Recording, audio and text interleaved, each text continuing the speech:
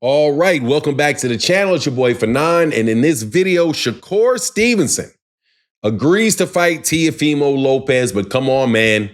Hold up, man, stop.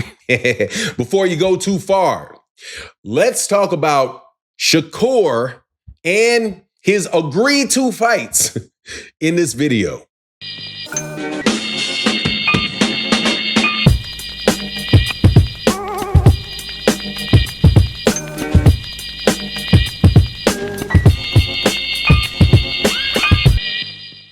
All right, welcome back to the channel.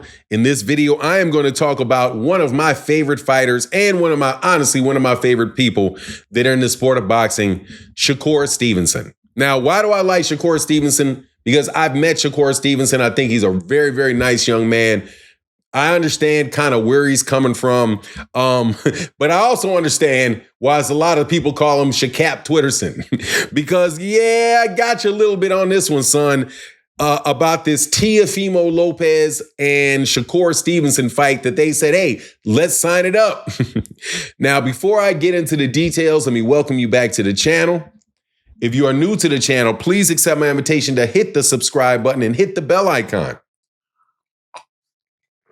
so you can be notified if we know when we release more videos. I'm gonna probably start doing that little like button screen across the bottom of this, so I don't have to say that every time. But I'm gonna break out of the mold a little bit on this particular video. Shakur Stevenson is not about to fight. I do not believe Shakur Stevenson's about to fight Teofimo Lopez. Shakur and Teofimo went back and forth over the weekend. I have to believe this was related to the Clarissa Shields fight, so Teofimo said that they were going to agree, they were going to fight. Yes, in the contract, blah, blah, blah. All of that is verbally agreed to, right? Here's my problem. Over the last couple days, over the last couple weeks, rather, I've heard Shakur Stevenson agree to fights with Benn, Chad Johnson, and now Teofimo Lopez. This is the three. I've heard three. He says, sign it up, let's do it. To Benn, to Chad Johnson, and to now to Teofimo Lopez. You have to excuse me if I don't believe it, or I will believe it when I see it. Because this is a pattern now, okay? After the first time, no, I'm not tripping. The second time, I'm not tripping. The third time, I'm like, hold on, man. I know full well you have no intention on fighting Benn because you're not dumb. During the conversations that I've had with Shakur Stevenson, he has displayed to me that he is somebody of a high level of intelligence. Without a doubt, high level intelligence, very sharp, understands, can see a lot of things, really, truly, and a very intelligent young man. You're smart enough to know that you're not about to go up there and jump in there with a guy that just came up with an egg excuse for why he looks like a big ball of steroids. If you want to jump up in there with Benn at 147 pounds or whatever that is, okay, jump out there and get robbed. Trust me, this dude is going to pack everything he can possibly pack into his gloves. You're going to be over there in rehab season, and guess what? The rehab season is going to want you to lose because they would love to build Benn on the back of an ex-American great fighter, okay? They would love to do it. These people do not like Americans. That is my belief. I'm telling you, they don't like Americans. I don't care what Turkey Al-Sheikh says. I don't care what the Brits say. I know that as an American citizen, when you leave the country, people don't like Americans. And when you're in the country, a lot of Americans don't like Black Americans. So you're kind of in the situation that Shakur is in, damned if you do, damned if you don't, right? So if he goes over to the UK, you better believe that Conor Benn is going to get home cooking, and they're definitely going to move that fight over there if you did it. So just chalk that up to one fight that I know Shakur Stevenson is not going to make. Chad Johnson, Ocho Cinco. He said, Chad Johnson said, let's fight. I know Shakur won't fight with me.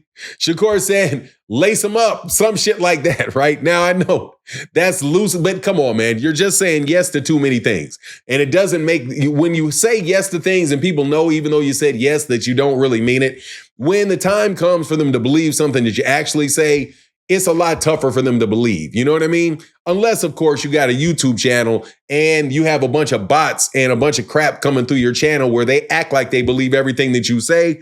But Shakur, you're not a media outlet. You're not a fake YouTube media outlet. You're an actual boxer. This type of stuff can come around to you, okay?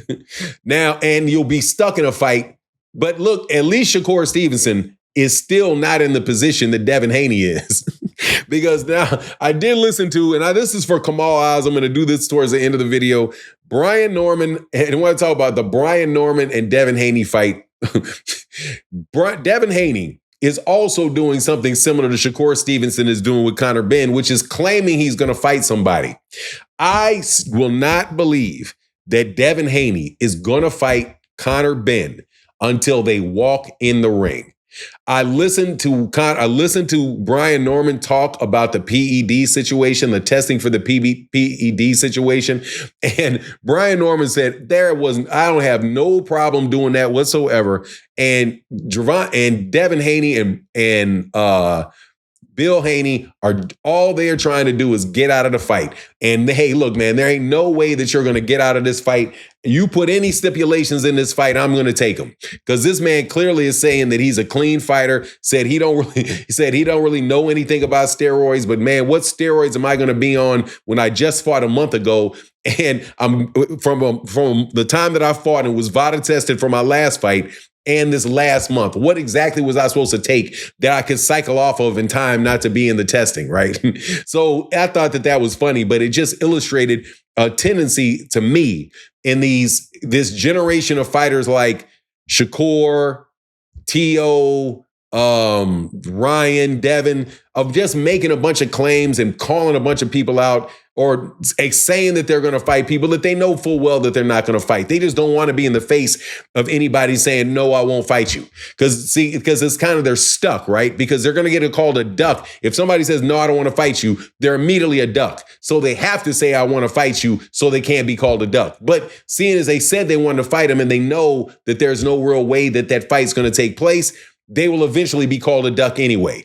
Instead of just saying, and just, I don't know, like, hey, man, they're in a damned if they do, damned if they don't type of situation. But damned if you don't, okay? How about if you just be honest with them? Well, honestly, I don't know if that works either, because Jaron Ennis called some people out some years ago. And how did that turn out to him? All of a sudden, he's a duck for every single solitary person that he's ducked like 15 different people in the last month, right? Because of this contagious duck accusations on YouTube. I'm going to find a way to get rid of those, man, because I think I'm starting to understand the cycle. If you call somebody a duck, if you call somebody out, you don't call somebody out, you're a duck for not calling them out. If you call somebody out, if somebody calls you out and you say no, you're a duck. If somebody calls you out and you say okay, but the fight doesn't work out, you're a duck. So pretty much you're going to be a duck if a group of fighters just don't like you. That's what it seems like to me. Anyway, that's my take on the matter. Please let me know what you think in the comment section. And with that, I'm out. Deuces.